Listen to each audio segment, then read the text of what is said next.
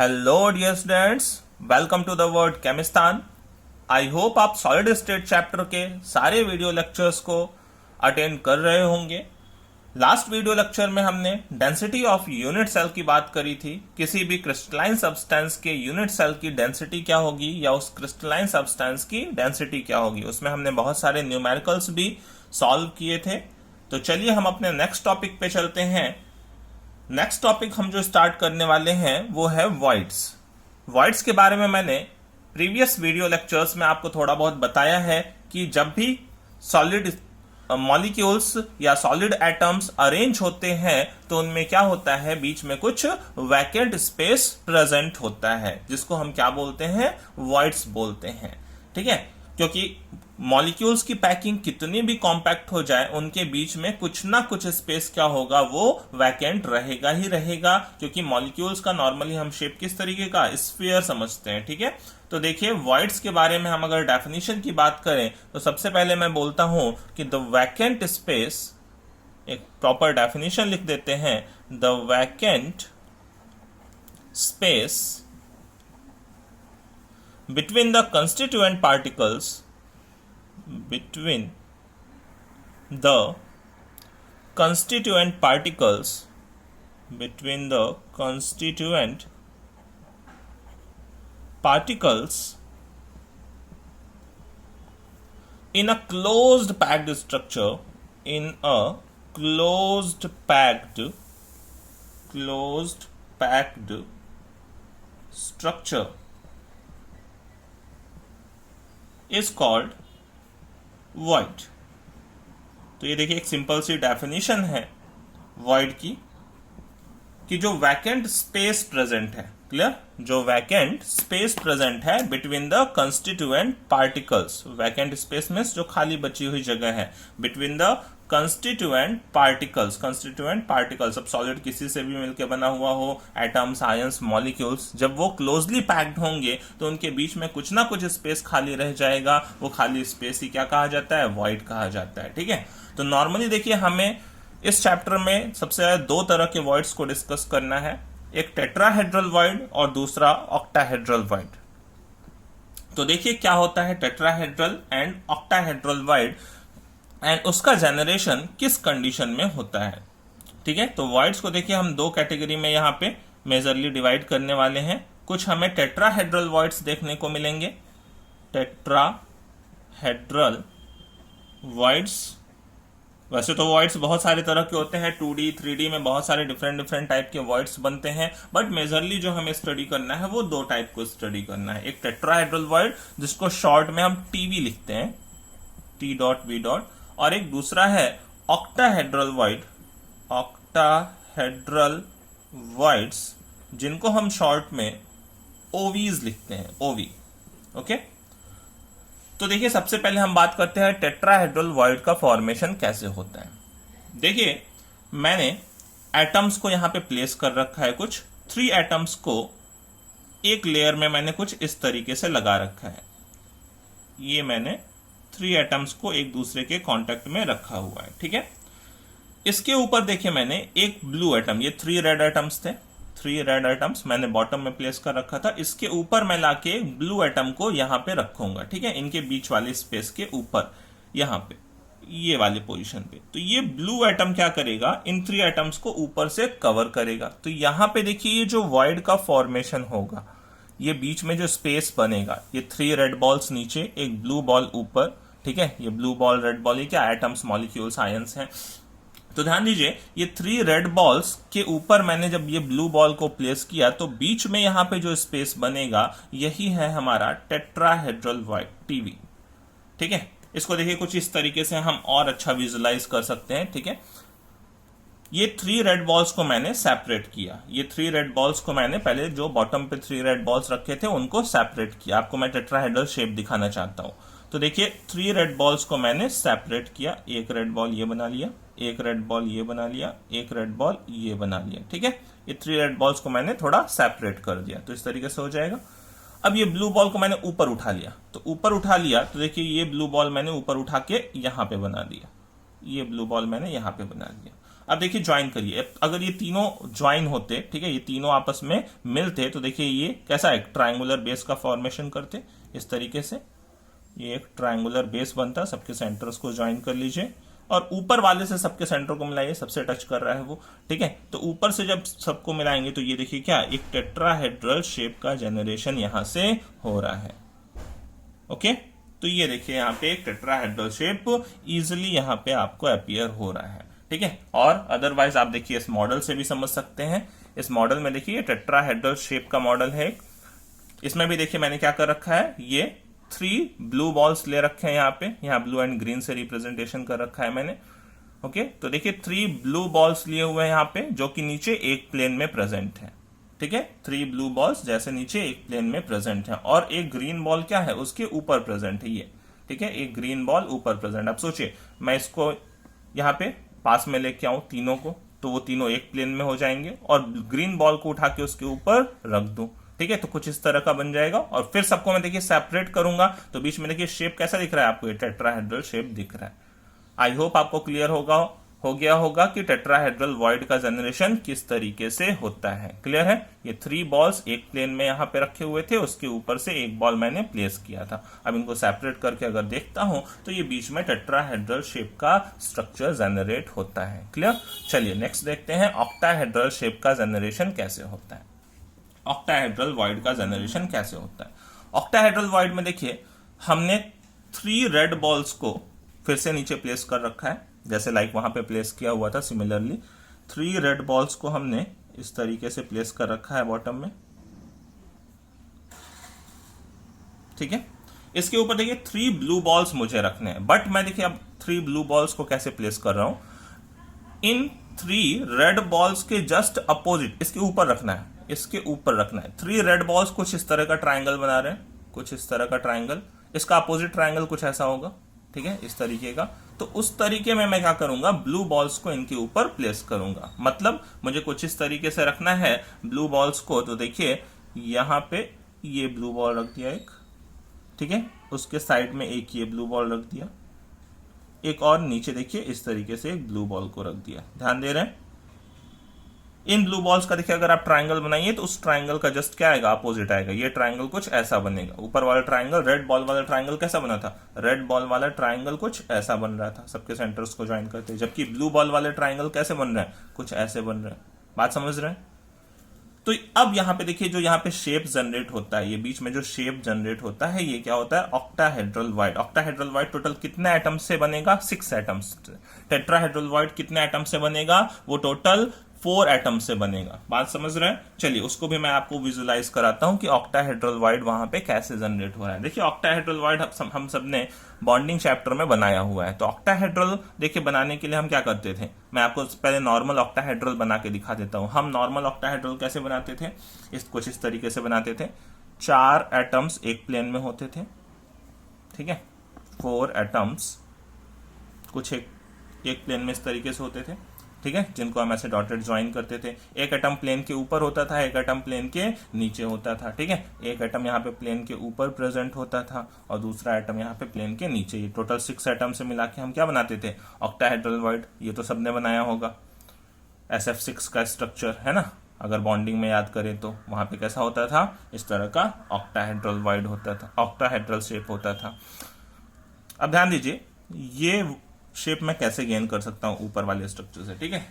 Octahedral सबको दिख रहा होगा ये, क्लियर। अब इससे मैं चाहूं तो इसको ज्वाइन कर सकता हूं, ठीक है। ये देखिए ये वाला शेप देखिए, अब आपको ये प्रॉपर ऑक्टाहेड्रल दिख रहा होगा, क्लियर। अब देखिए कैसे बनाइए, यहां ध्यान दीजिए मैंने कलर्स को बिल्कुल वैसे ही बना रखा है जैसे ऊपर मैंने अरेंज किया था। देखिए 3 ब्लू बॉल्स देखिए, पहले 3 रेड बॉल्स देखिए, ये 3 रेड बॉल्स देखिए, एक रेड बॉल ये है, एक रेड बॉल ये है, एक रेड बॉल ये है, ठीक है। तो यहां पे क्या है, इन 3 रेड बॉल से क्या बन रहा है, देखिए एक ट्राइंगल बन रहा है, ये एक ट्राइंगल, मैंने कहा था 3 रेड बॉल से एक ट्राइंगल देखिए ये जनरेट हो रहा था।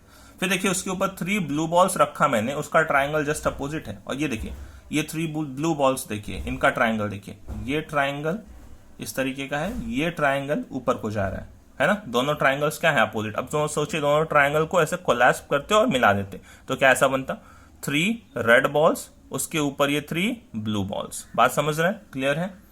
चलिए इसको एक मॉडल से भी समझ लेते हैं। देखिए यहाँ पे मैंने आपके लिए एक मॉडल लिया हुआ है, ये ऑक्टाहेड्रल स्ट्रक्चर है, ठीक है। इस ऑक्टाहेड्रल स्ट्रक्चर में देखिए मैंने 3 red balls and 3 white balls यहाँ पे आपको दिखा रखा है, ठीक है, कलर चेंज है। तो देखिए यहाँ पे ये ऑक्टाहेड्रल व्हाइट था बीच में, ये टोटल बना कितने 1 2 3 4 5 6 एटम से, ठीक है, टोटल 6 एटम से बना हुआ है। अब यहाँ पे ध्यान दीजिए यही स्ट्रक्चर है, ये देखिए यहाँ पे मैं ये 3 रेड बॉल्स को कुछ इस तरीके से दिखाऊं। 3 रेड बॉल्स देखिए ये एक प्लेन में है, और ये 3 व्हाइट बॉल्स देखिए उधर दूसरे साइड में ये एक प्लेन में है ऐसा।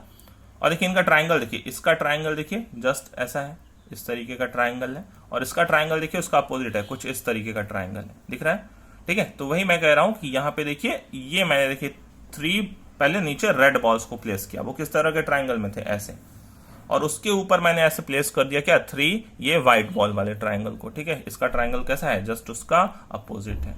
आई होप बात क्लियर हो गई होगी। अब 3 रेड बॉल्स को आपस में कोलैप्स करिए, फिर उसके ऊपर कोलैप्स करके 3 व्हाइट बॉल्स को रख दीजिए, तो कैसा आ जाएगा, ऐसा आ जाएगा। अच्छा, उनको सेपरेट करेंगे तो फिर बीच में स्ट्रक्चर कैसा दिखाई देगा, कुछ इस तरह का ऑक्टाहेड्रल शेप दिखाई देने वाला है। क्लियर है? आई होप आपको बात क्लियर हो गई होगी कि यहाँ पे ऑक्टाहेड्रल वॉइड का जनरेशन कैसे होता है। क्लियर? चलिए अब हम देखिए क्या करने वाले हैं, in octahedral voids and tetrahedral voids को एक फेस सेंटर्ड यूनिट सेल में हम लोकेशन बताने वाले हैं कि कहां कहां पे ये वॉइड्स प्रेजेंट होते हैं। Location of tetrahedral and octahedral void in face centred unit cell. Clear? हम एक face centred unit cell FCC लेंगे और उसमें इन टेट्राहेड्रल एंड ऑक्टाहेड्रल वॉइड्स की पोजीशन बताएंगे कि किस किस पोजीशन पे tetrahedral and octahedral voids present होते हैं।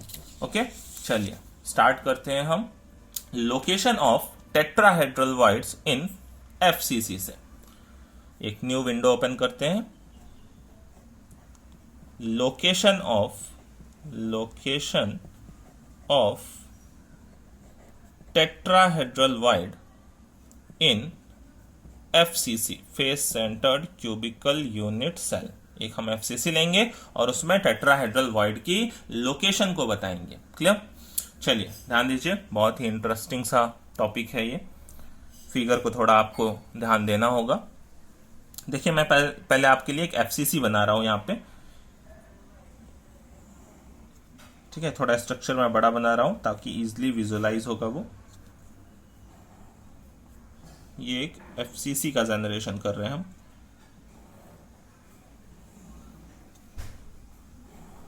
ठीक है, कुछ इस तरीके से पहले एक क्यूब बना लिया मैंने, ये एक यूनिट सेल बनाया मैंने, ठीक है। अब इसमें आपको पोजीशन को विजुलाइज करने के लिए मैं इसको जरा ब्रेक कर लेता हूं बहुत सारे छोटे छोटे क्यूब्स में, ठीक है। पोजीशन दिखाई देगी आपको क्लियरली। ये देखिए ऊपर वाले फेस के लिए मैंने उसको डिवाइड कर लिया, ये लेफ्ट वाले फेस को मैंने डिवाइड कर दिया, ये बॉटम वाले फेस को भी मैंने डिवाइड कर दिया, ये राइट वाले फेस को भी मैंने डिवाइड कर दिया, ये टॉप वाले फेस पे भी मैंने एक लाइन ड्रॉ कर दी बीच में, बॉटम वाले फेस पे भी मैंने एक लाइन ड्रॉ कर ली है, राइट फेस पे भी एक मैंने लाइन ड्रॉ कर ली, और ये लेफ्ट फेस पे भी मैंने एक लाइन ड्रॉ कर ली। अब इन लाइंस को भी आपस में ज्वाइन कर देते हैं, ठीक है। ये ज्वाइन कर दिया और ये मिड पॉइंट्स को भी ज्वाइन कर लिया, ठीक है। यहां से भी देखिए इन लाइंस को आपस में ज्वाइन कर लेते हैं।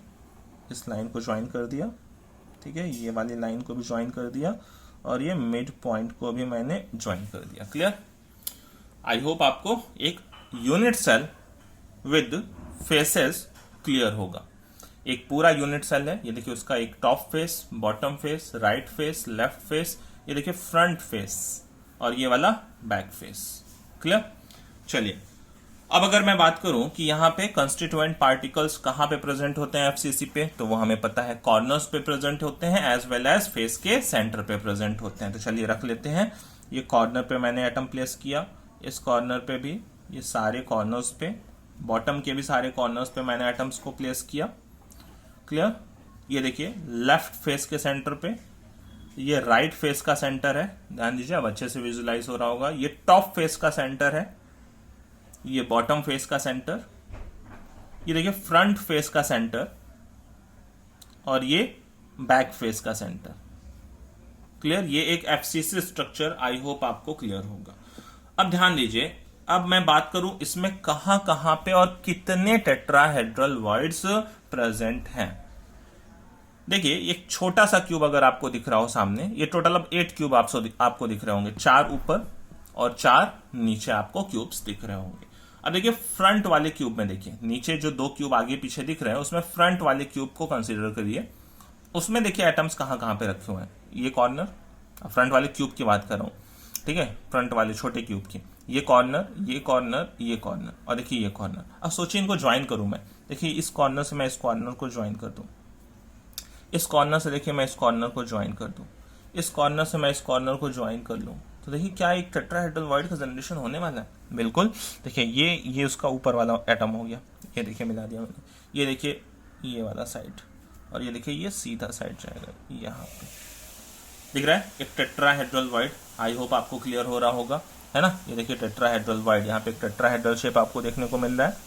ये टेट्राहेड्रल शेप का जनरेशन हो गया कितने से, वही देखिए 4 एटम्स, 3 बॉटम 1 टॉप में, है ना। 3 हमने नीचे रखे थे और उसके ऊपर से 1 ला के रखा था, ठीक है। तो आई होप आपको ये देखिए एक टेट्राहेड्रल वॉइड यहाँ से दिख रहा होगा।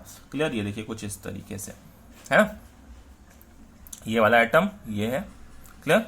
मैं पेन से दिखाता हूँ। ये वाला आइटम ये है, ये वाला आइटम ये है, ये वाला आइटम यहाँ पे रखा हुआ है और ये जो ऊपर वाला आइटम है वो यहाँ पे है। क्लियर है, ठीक है। ये यहाँ पे देखिए टेट्राहेड्रल वॉइड इस तरीके से। क्लियर।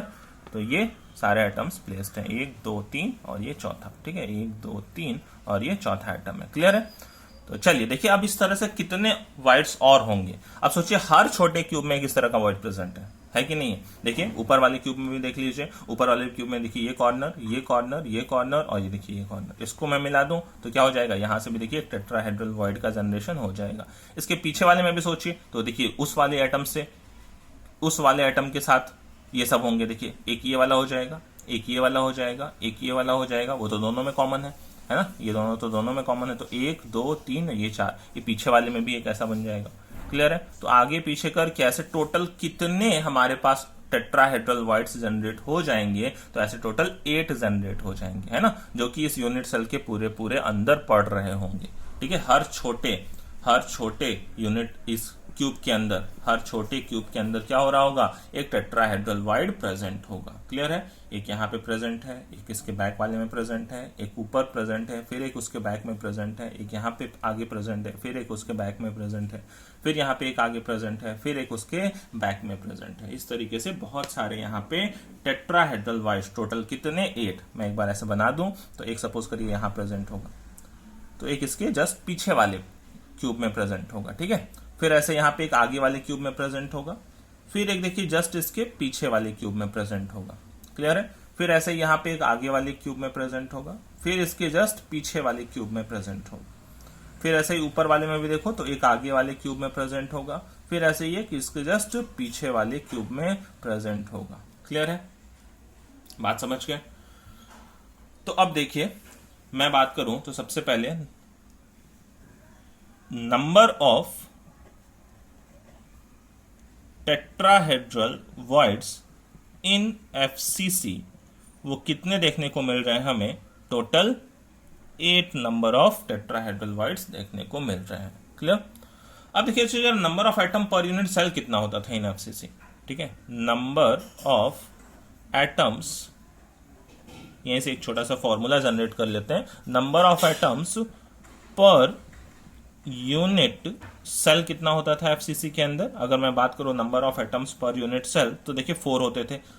8 कॉर्नर्स पे उनका कंट्रीब्यूशन 1/8 का होता था और 6 फेस के सेंटर पे उनका कंट्रीब्यूशन 1/2 का होता था। तो number of atoms per unit cell, जिसको हम किससे रिप्रेजेंट करते थे, Z से रिप्रेजेंट करते थे, उसकी वैल्यू एफसीसी के लिए कितनी होती थी, 4 होती थी। ये 2 पॉइंट क्लियर है कि नंबर ऑफ टेट्राहेड्रल वॉइड हमने कितने देखे, वो टोटल 8 देखे, और number of atoms per unit cell वो कितने हमें मिलते हैं, वो 4 मिलते हैं। तो सोचिए अगर number of atom per unit cell 4 है, टेट्राहेड्रल वॉइड क्या है, उसका जस्ट ट्वाइस है। तो मैं क्या ऐसे लिख सकता हूं कि number of atom per unit cell अगर n हो, ठीक है, इफ नंबर ऑफ एटम्स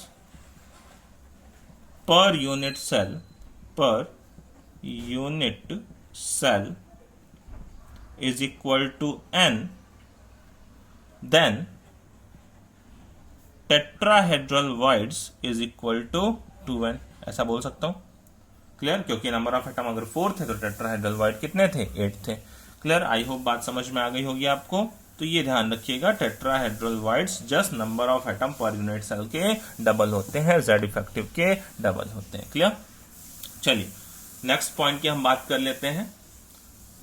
देखिए, एक यहाँ पे मैं छोटा सा आपको और एक कॉन्सेप्ट सिखा देता हूँ, रेडियस रेशियो का। अब टेट्राहेड्रल वॉइड पढ़ ही लिया है तो अब रेडियस रेशियो का भी कॉन्सेप्ट यहीं पे सीख लेते हैं। रेडियस रेशियो देखिए क्या होता है, जब मैंने ये टेट्राहेड्रल वॉइड का जनरेशन कर दिया, ठीक है, ये एक टेट्राहेड्रल वॉइड था, तो ये देखिए ज्यादातर जो लार्जर पार्टिकल्स होते हैं, ठीक है, सॉलिड के स्ट्रक्चर में जो लार्जर पार्टिकल्स होते हैं वो सराउंडिंग बनाते हैं कुछ इस तरह का, और जो छोटे पार्टिकल्स होते हैं वो कहां पे जाके बैठ जाते हैं, वॉइड के अंदर जाके बैठ जाते हैं। भाई बीच बीच में वैकेंट स्पेस बच रहा है छोटा छोटा, ये सब वॉइड्स हैं, तो इन वॉइड्स को कवर करने कौन आ जाता है, कोई स्मॉल पार्टिकल आ जाता है। अब जैसे एनायंस और कैटायंस की बात करूं तो एनायंस क्या बनाते हैं, एनायन साइज में नॉर्मली बड़े होते हैं, तो एनायन साइज में बड़े होते हैं तो वो सराउंडिंग बना लेते हैं, और कैटायंस जो होते हैं वो साइज में छोटे होते हैं तो वो कहां चले जाते हैं, इन वॉइड्स के अंदर चले जाते हैं, इन इंटरस्टिशियल स्पेस के अंदर चले जाते हैं। बात समझ रहे हैं, तो मतलब ये चारों एटम्स ने मिलकर एक वॉइड बनाया, उस वॉइड में कौन बैठ जाएगा, एक कैटायन बैठ जाएगा, एक छोटा कैटायन। बात समझ रहे हैं, ये 4 एनायंस रखे हुए हैं और उनसे बने हुए इस टेट्राहेड्रल वॉइड में कौन जाके बैठ सकता है, एक कैटायन बैठ सकता है। तो बात आती है अब कितना बड़ा कैटायन बैठ सकता है। जैसे मैं अब रेडियस की बात करूं कि ये जो एनायंस गिवन है ये एक पर्टिकुलर रेडियस के हों, तो कितने बड़े साइज का मैं एक कैटायन यहां पे प्लेस कर सकता हूं इस टेट्राहेड्रल वॉइड के अंदर। ठीक है, वही हम कैलकुलेट करने वाले हैं यहां पे, जिसके लिए हम छोटा सा टॉपिक इसके अंदर ही पढ़ेंगे, रेडियस रेशियो का। ठीक है, r cation divided by r anion, cation और एनायन के रेडियस का जो रेशियो होता है उसको ही हम रेडियस रेशियो बोलते हैं। क्लियर है, तो चलिए स्टार्ट करते हैं टॉपिक को, फिर उसके बाद सेम करेंगे ऑक्टाहेड्रल वॉइड के लिए। तो चलिए हम कैलकुलेट करते हैं रेडियस रेशियो को। Radius ratio for tetrahedral void. देखिए मैंने जो पीछे फिगर बनाया, मैं उसके जो आगे वाले छोटे क्यूब को मैं यहां पे क्या कर लेता हूं, एक सेपरेट करके बना लेता हूं। ठीक है, तो देखिए मैंने एक पीछे ये प्रीवियस फिगर आपके लिए बनाया था, इसमें ये जो फ्रंट वाला क्यूब था, जो स्मॉल क्यूब था, इसको मैं यहाँ पे सेपरेटली डिजाइन कर लेता हूं इस पे। ठीक है, जिससे मुझे ये टेट्राहेड्रल वॉइड यहाँ पे पता चलेगा। ध्यान दीजिए, ये छोटा क्यूब है, इसमें ये कॉर्नर पे एक एटम प्रेजेंट है छोटे क्यूब में, इस कॉर्नर पे भी एक एटम प्रेजेंट है, फिर एक बैक कॉर्नर पे एटम प्रेजेंट है, फिर ये फ्रंट कॉर्नर पे एटम प्रेजेंट है। ठीक है, तो चलिए इसको मैं यहाँ पे सेपरेटली ड्रॉ कर लेता हूं। क्लियर, यहाँ पे एक छोटा क्यूब मैंने डिजाइन किया, स्मॉल क्यूब फ्रंट वाला,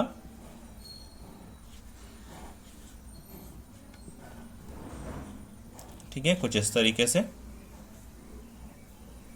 इसमें देखिए यहाँ पे प्रेजेंट था एटम, एक ये इस कॉर्नर पे प्रेजेंट था, इस कॉर्नर पे, एक ये वाले कॉर्नर पे प्रेजेंट था फ्रंट वाले पे, एक यहाँ पे छोटे क्यूब के अंदर इस कॉर्नर पे, और एक इस छोटे क्यूब में ये फ्रंट कार्बन पे, फ्रंट कॉर्नर पे। ठीक है, चलिए अब डिस्कस करते हैं इसमें रेडियस का रेशियो क्या होगा। अब ध्यान दीजिए, ये सब मैंने क्या बना रखे हैं, सराउंडिंग्स बना रखे हैं, तो एक तरीके से ये सब क्या है, एनायंस है।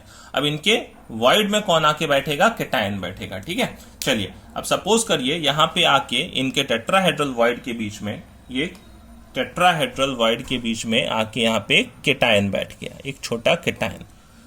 अब इन कैटायन और एनायंस का रेडियस कंसीडर कर लेते हैं। लाइक सपोज करिए ये जो एनायंस थे इनके रेडियस r माइनस थे, माइनस मतलब एनायन के लिए दिखा रहा हूं, और ये जो बीच में छोटा सा कैटायन रखा हुआ है मैंने, इसका रेडियस कितना था, ये था r प्लस कैटायन का रेडियस। क्लियर, अब देखिए यहाँ पे थोड़े डिस्टेंसेस को ध्यान दें। यहाँ पे क्या था कि ये जितने भी एटम्स थे इनसे क्या था, ये टेट्राहेड्रल वॉइड सेम डिस्टेंस पे था, ये टेट्राहेड्रल वॉइड का जो भी सेंटर रहा होगा वो सेम डिस्टेंस पे रहा होगा।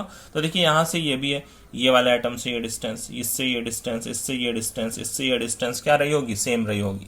ठीक है, क्लियर। तो यहां से देखिए मैं अगर बात करूं सबसे पहले तो ये वाली लेंथ लो, ये वाली लेंथ जो है ये लेंथ, ठीक है, तो ये लेंथ किसको रिप्रेजेंट कर रही होगी, ये देखिए ध्यान दीजिए, ये सेंटर तक बनाऊंगा मैं, और ये फिर ये इस कॉर्नर तक आएगी। ठीक है, ये बैक कॉर्नर से ये फ्रंट कॉर्नर तक। तो ये सपोज करिए कि मैंने इस क्यूब की लेंथ कंसीडर कर ली a, तो ये क्या होगा, उस क्यूब का डायगोनल होगा, और क्यूब का डायगोनल मतलब ये क्या होगा, √3a होगा। बात को समझ पा रहे हैं, ये √3a होगा।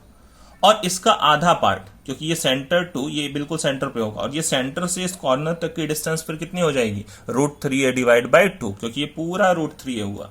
उसका भी ये हाफ है, सपोज करिए केवल ये कॉर्नर से कॉर्नर तक मैं सोच रहा हूं, तो उसका भी हाफ है, और वो कितना हो जाएगा, √3a। बात को समझ पा रहे हैं। और अब सोचिए उस √3a की वैल्यू मैं किसके इक्वल लिख सकता हूँ, √3a डिवाइड बाई 2 की वैल्यू मैं किसके इक्वल रख सकता हूँ, वो देखिए मैं रख सकता हूँ इक्वल टू ये r9।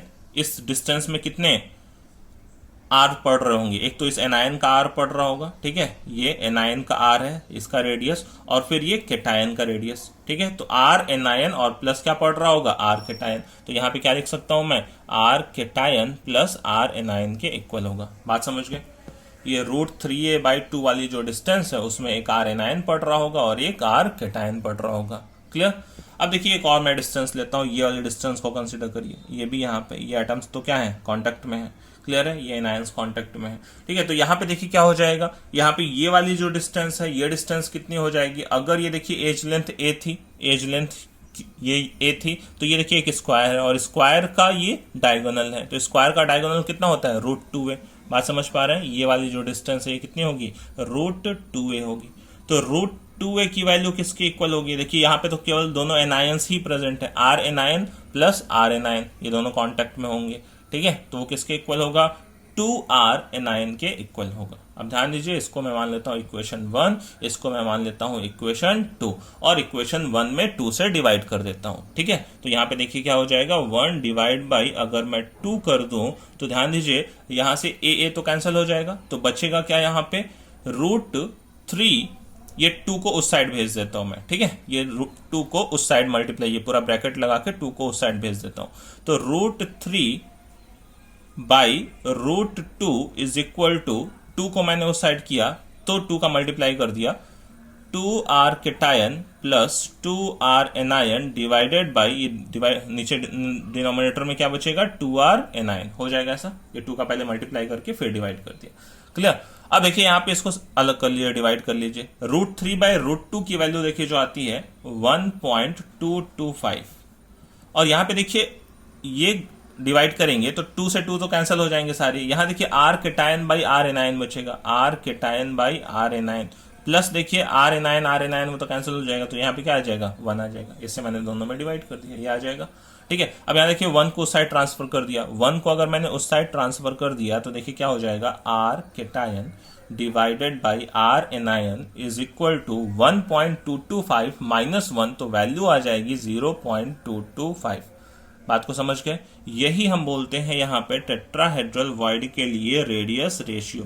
तो आपको पता चल गया कि अगर एनायन का साइज पता हो तो उससे इसमें मल्टीप्लाई कर दीजिए, कितना बड़ा केटायन आप वहां पे रख सकते हैं आप फाइंड आउट कर सकते हैं।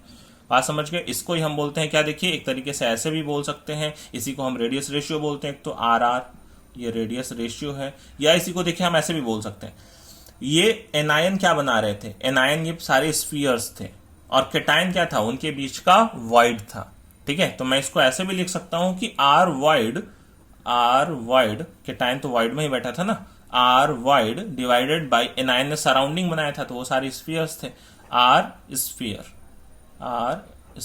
बात समझ गए। तो इसको ऐसे भी लिखते हैं, r void divided by r sphere. I hope आपको बात समझ में आ गई होगी कि यहाँ पे मैं अगर एनायन का साइज गिवन हो तो उसके बीच में कितना बड़ा केटायन प्लेस कर सकता हूं, उसकी वैल्यू मैं कैलकुलेट कर सकता हूं इस फॉर्मूले से, जिसको हम रेडियस रेशियो बोलते हैं। ध्यान दीजिएगा, केटायन टू एनायन रेशियो को रेडियस रेशियो बोलना है, एनायन टू केटायन नहीं, ये याद रखिएगा। केटायन टू एनायन, ऊपर केटायन है नीचे एनायन है, ठीक है। अब चलिए चलते हैं हम किसके अंदर, अब चलते हैं हम ऑक्टाहेड्रल वॉइड्स के अंदर। हम देखते हैं कि एक फेस सेंटर्ड क्यूबिकल सेल में ऑक्टाहेड्रल वॉइड कहां पे प्रेजेंट होता है। क्लियर है। आई होप ये रेडियस रेशियो वाली बात आपको क्लियर हो गई होगी।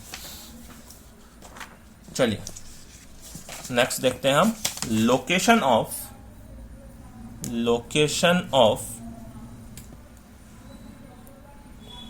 नेक्स्ट विंडो ओपन कर लेते हैं, छोटा सा, लोकेशन ऑफ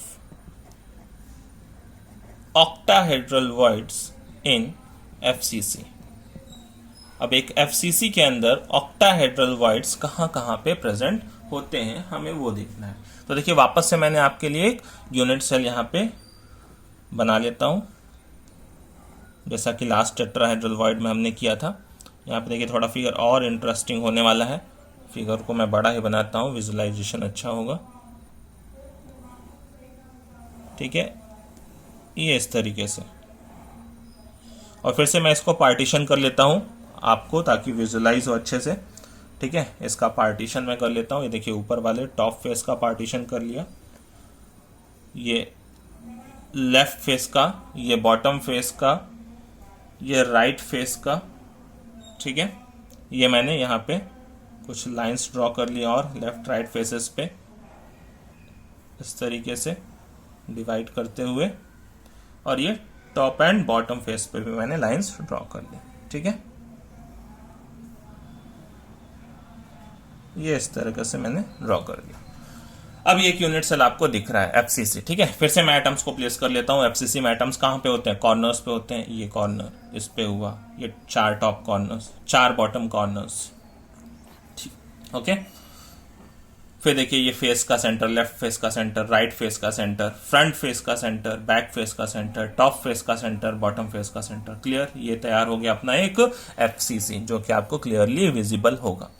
अब देखिए इसमें मैं सर्च करूं कि कहां कहां पे ऑक्टाहेड्रल वॉइड प्रेजेंट है। तो ध्यान दीजिए, सबसे पहले मैं बात करूं एक ऑक्टाहेड्रल वॉइड के बारे में, तो ऑक्टाहेड्रल वॉइड देखिए एफसीसी के अंदर ऑक्टाहेड्रल वॉइड एक तो बॉडी के सेंटर पे प्रेजेंट होता है। ये यहाँ पे, ये एक ऑक्टाहेड्रल वॉइड का सेंटर है, ये जो ब्लू मैंने बना दिया। कैसे? देखिए ये 4 रेड बॉल्स दिख रहे हैं आपको एक प्लेन में।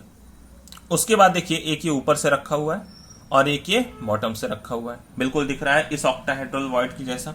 ठीक है, ये वाला ऑक्टाहेड्रल वॉइड जिसमें क्या होते हैं, 4 बॉल्स एक प्लेन में होते हैं।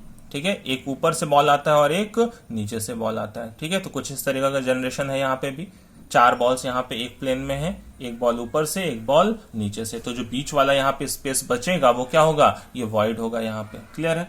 चलिए, तो एक हो गया 1 octahedral void at body center, ठीक है, पहला ये ध्यान रखिएगा, एक ऑक्टाहेड्रल वॉइड कहां पे प्रेजेंट होता है, वो बॉडी सेंटर। अच्छा, ये वाला ऑक्टाहेड्रल वॉइड पूरा इस क्यूब के अंदर पड़ रहा है ना।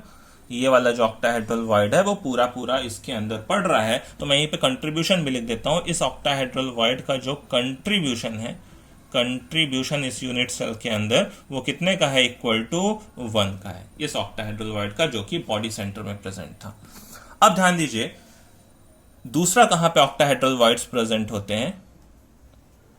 देखिए 12 एजेस होते हैं किसी भी क्यूब के, 12 एजेस। जैसे इस एज की बात करूं, ये ऊपर एज, ये इधर एज है ना, ये टोटल 4 एज ऊपर दिख रहे हैं, ऐसे 4 एज नीचे दिख रहे हैं, ये 4 एज ऐसे देखिए साइड बाय साइड ये वाले दिख रहे हैं। क्लियर है? तो देखिए 12 एजेस होते हैं और हर एज का जो सेंटर है वो ध्यान दीजिए एक ऑक्टाहेड्रल वॉइड होता है इन एफसीसी। ये एज का सेंटर ये ऑक्टाहेड्रल वॉइड है, ये इस एज का सेंटर ये एक ऑक्टाहेड्रल वॉइड है, इस एज का सेंटर ये भी एक ऑक्टाहेड्रल वॉइड है। ऐसे कितने एजेस हैं? 12 एजेस। ठीक है, तो 12 ऑक्टाहेड्रल वॉइड्स होते हैं एट 12 एज सेंटर्स। 12 एज के सेंटर पे कितने होते हैं? टोटल 12 ऑक्टाहेड्रल वॉइड होते हैं। 12 octahedral void at 12 edge centres, 12 edge centres, जिनका लेकिन कंट्रीब्यूशन देखिए पूरा नहीं होता है 1 का। अब देखिए कैसे वहां पे मैं आपको विजुलाइज कराता हूं एक ऑक्टाहेड्रल वॉइड किस तरीके से प्रेजेंट है।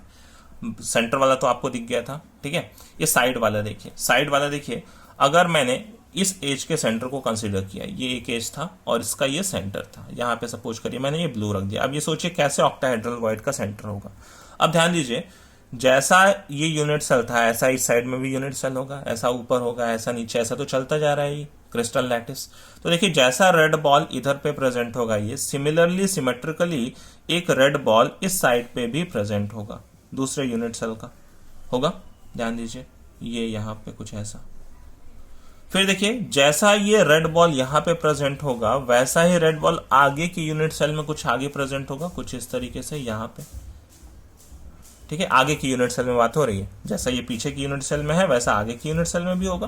क्लियर है। अब ध्यान दीजिए, अब यहाँ पे शायद आपको ऑक्टाहेड्रल वॉइड दिख रहा हो, ये देखिए ये 4 एक प्लेन में हो गए, ये वाला बॉल, ये वाला बॉल, ये वाला देखिए बॉल इससे अटैच कर दो, ये वाला बॉल, ये देखिए ऊपर से ज्वाइन कर दो इन सबको, है ना, इस वाले बॉल से। ठीक है, इसको कर दिया, इसको कर दिया, इसको कर दिया, ठीक है, इसको भी अटैच कर दिया। यहाँ पे देखिए बॉटम वाले से सबको ज्वाइन कर दो, इसको कर लिया, इसको भी कर लिया, ठीक है, इसको भी देखिए कर दिया मैंने, और यहाँ इस कॉर्नर पे भी अटैच कर दिया। अब आपको दिख रहा है एक प्रॉपर ऑक्टाहेड्रल शेप।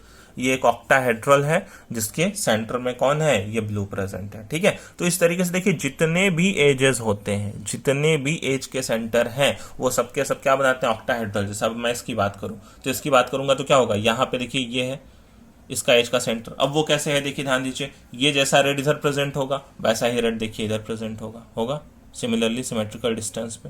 जैसा रेड बॉल यहाँ नीचे है वैसा एक रेड कहाँ प्रेजेंट होगा, ऐसे ऊपर प्रेजेंट होगा, यहाँ पे कुछ प्रेजेंट होगा इस तरीके से।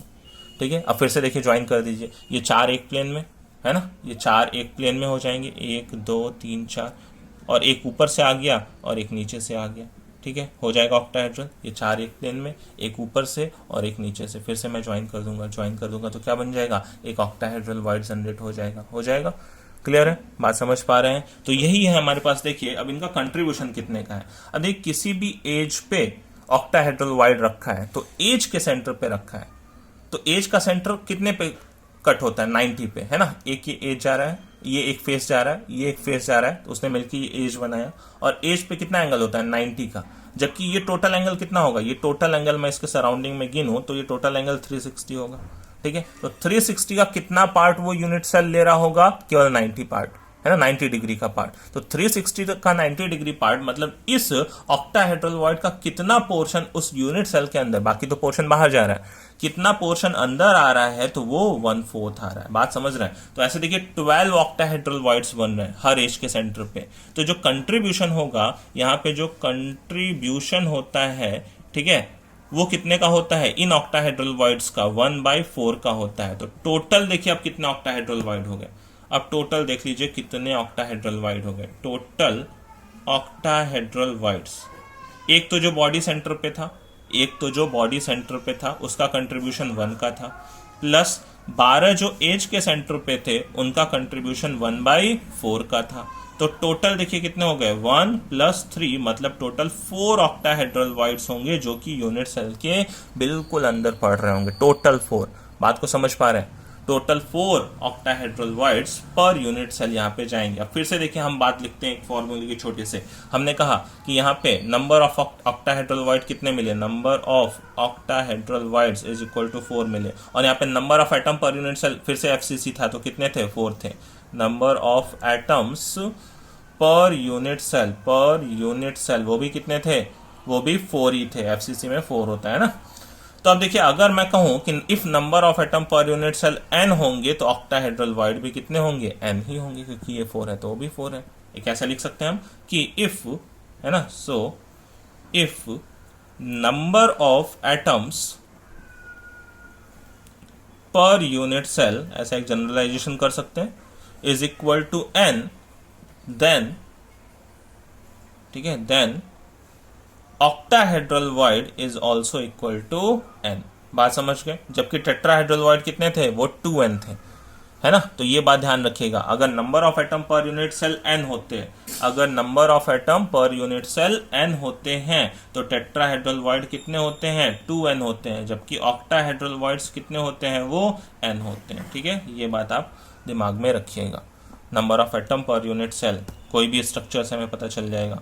ठीक है, n होंगे तो टेट्राहेड्रल वॉइड उसके डबल होते हैं, ऑक्टाहेड्रल वॉइड उसके इक्वल ही होते हैं। या मैं बोलूं तो टेट्राहेड्रल वॉइड ऑक्टाहेड्रल वॉइड के जस्ट डबल होते हैं। ये n है तो वो 2n हो जाता है। क्लियर है। अब देखिए यहां पे भी मैं रेडियस रेशियो को कैलकुलेट करना चाहता हूं। एक ऑक्टाहेड्रल वॉइड में मैं कितना बड़ा केटायन रख सकता हूं विद रिस्पेक्ट टू एनायन। ठीक है, तो मैं यहां के लिए भी आपको एक रेडियस रेशियो का कैलकुलेशन करके दिखाता हूं, जिसकी वैल्यू भी आपको याद रखनी पड़ेगी। पीछे टेट्राहेड्रल वॉइड में रेडियस रेशियो कितना आया, 0.225, याद रखिए। ठीक है, यहां के लिए भी चलिए मैं आपको डिराइव करके दिखा रहा हूं। कि यहाँ पे कैसा होगा। तो ध्यान दीजिए यहाँ पे ऑक्टाहेड्रल वॉइड में हमारे पास क्या था, ये 4 एटम्स एक प्लेन में थे। यहाँ पे बिल्कुल इजी है कैलकुलेट करना रेडियस रेशियो, ठीक है, रेडियस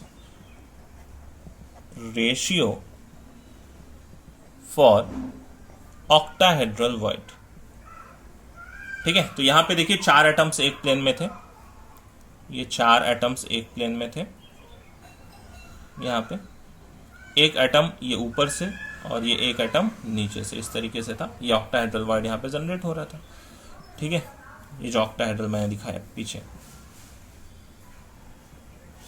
ऑक्टाहेड्रल ऐसा ही बना था ना।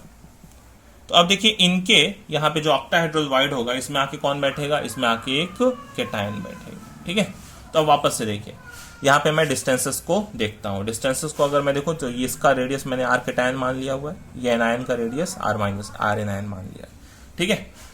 तो चलिए देखिए यहाँ पे कैसे होता है। यहाँ पे देखिए ये वाला एक तो मैं लेंथ ले सकता हूँ, ये वाला लेंथ।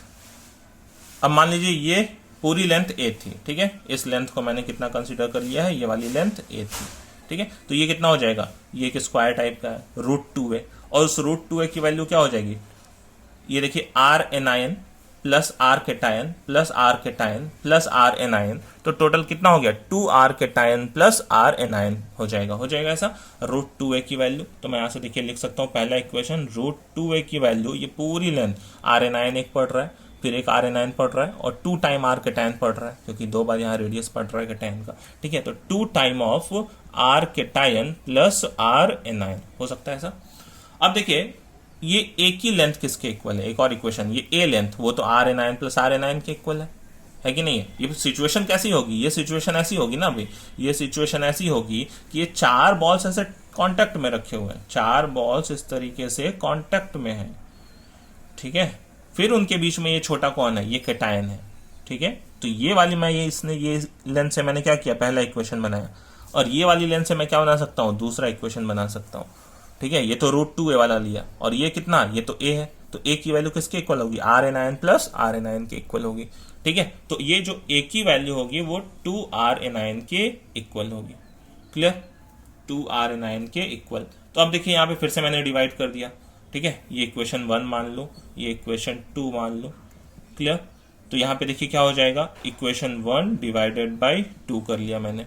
तो ऐसा करने पे देखिए a कैंसिल हो जाएगा, √2 की वैल्यू आ जाएगी, 2 कैंसिल हो जाएगा, ठीक है, 2 cancel, r cation plus r anion divided by ये आर एनायन, इसको मैं डिवाइड कर लूं तो क्या हो जाएगा, ये √2 की वैल्यू कितनी हो जाएगी, 1.414 इज इक्वल टू, इसमें डिवाइड करूंगा तो r cation by are anion बचेगा, प्लस इसमें डिवाइड करूंगा तो 1 आ जाएगा। तो फिर देखिए यहां से रेडियस रेशियो आ जाता है r cation by are anion, जिसको हम बोलते हैं, इज इक्वल टू 1.414 में से 1 माइनस हुआ तो 0.414, ये हो गया यहाँ पे ऑक्टाहेड्रल वॉइड के लिए रेडियस रेशियो की वैल्यू।